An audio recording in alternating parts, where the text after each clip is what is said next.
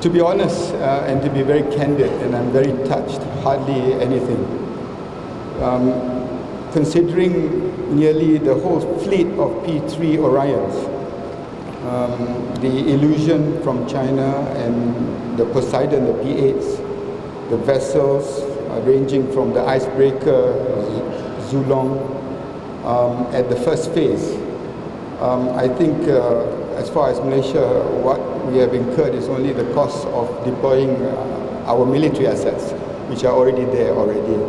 So basically, I take this opportunity to thank everybody who has been with us in the earlier phase of our search, and that has not cost us anything at all, considering this happens to be the largest search in the history of aviation.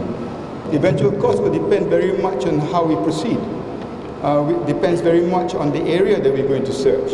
It depends very much on the assets that's available. It depends very much on the people and the countries that come forward to assist us with assets that are specific.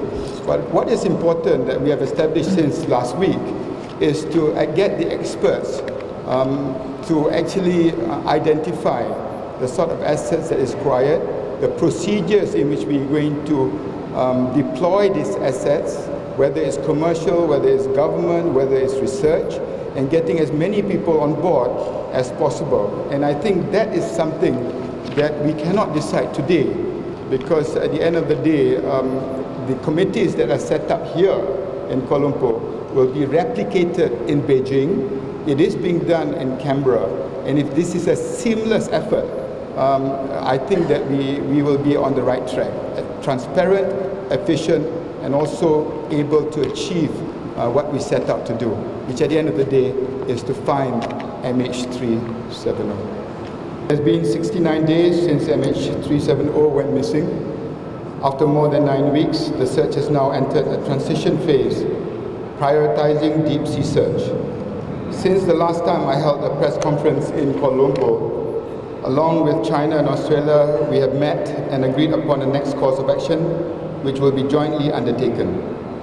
Reiterating what the Deputy Prime Minister of Australia, Honourable Warren Truss, said when we met in Canberra last week, we have entered a new difficult phase which brings with it new challenges which we will overcome together. I now have the mandate to announce that the details of the transition phase have been approved by the Malaysian government.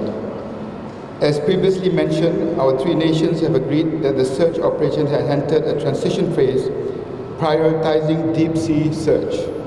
In this context, the air and surface search has been suspended.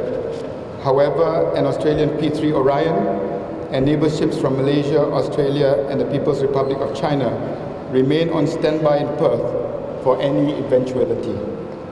In the meantime, subsurface search using the Bluefin 21 will ensure the continuation of previous efforts. Our three nations have also agreed to a proposed reception program for any planned visit for the next of kin to Perth.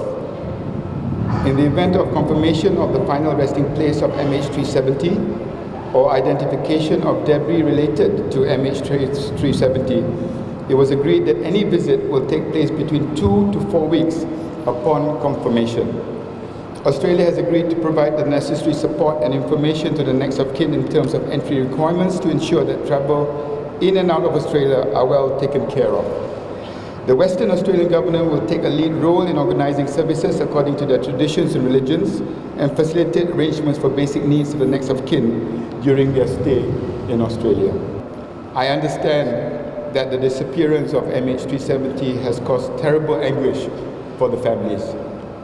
As pointed out by the Malaysian Prime Minister, the lack of definitive evidence combined with all the speculation that has been going around has made this all the more difficult to bear. The best we can offer at this point in time is our personal assurance that Malaysia will keep searching for the plane for as long as it takes. Thank you.